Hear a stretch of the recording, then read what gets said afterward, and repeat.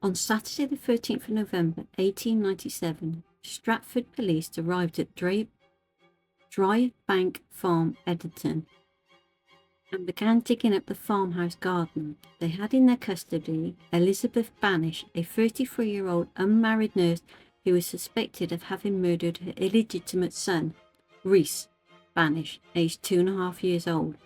After digging around the farmhouse garden for a while, they found the body of a little boy buried beneath the cabbages, doubled up and covered in quicklime. Elizabeth Banish, 33, was born in Morton-in-the-Marsh in 1858 to Samuel Banish and his wife Elizabeth. In 1895, Elizabeth gave birth to an illegitimate boy in Dover. She claimed Rhys's father was a man who had seduced her on a train 3 years earlier. When she told him of her pregnancy, he denied everything. Elizabeth couldn't look after her son as she needed to earn a living, but work could be lost if potential employers found out she had a child out of wedlock. Elizabeth, using the name Mrs. Edwards, paid Thomas and Susanna Post for 5 shillings a week to look after her son. They lived with their niece at Y near Ashford in Kent, while she found work in Clent, North Worcestershire. This arrangement went on from when Rhys was 9.5 weeks old until just after his 2nd birthday.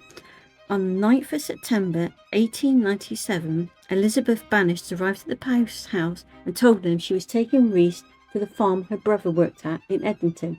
It would later turn out that he had no idea that his sister had been pregnant and given birth to a son.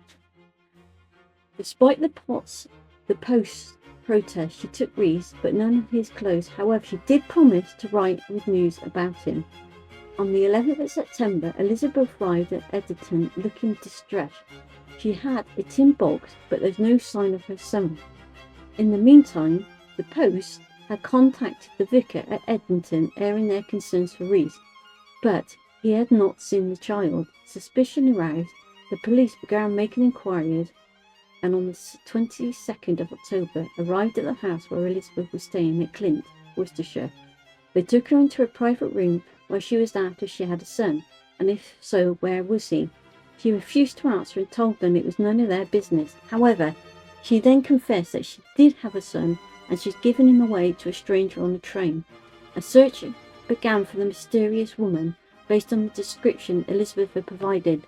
The police arrested Elizabeth on the 9th of November, and on the 13th of November, police gave up the searching for the mysterious woman who decided to dig up Dry Bank Farm garden.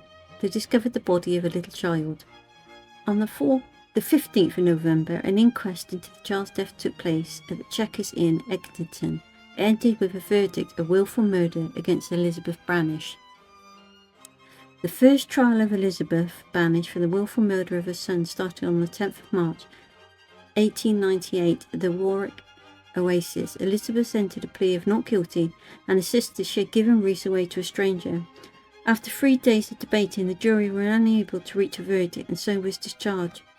A second trial was ordered and began that summer on the 28th of July before Justice Darling. A motive was offered by the prosecution that Elizabeth wanted to hide the evidence of her illegitimate son Rhys because she wanted to marry a policeman, Sergeant Robert Normal, who knew nothing of her past. Witnesses were called and reported seeing Elizabeth and her child at various times during their journey.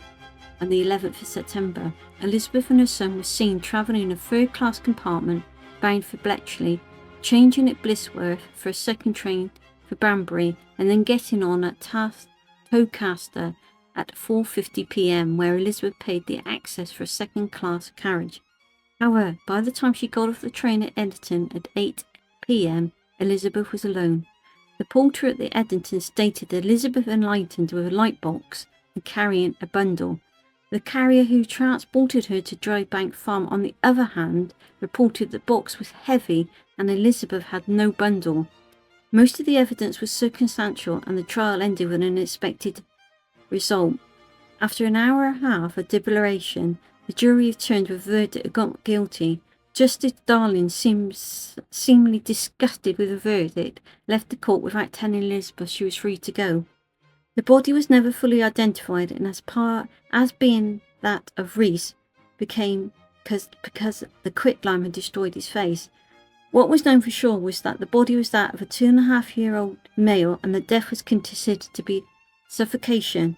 Paul Rees was given a pauper's grave in the Holy Trinity Churchyard at Ettington, paid by parishioners. The only present at the burial were the undertaker and his wife.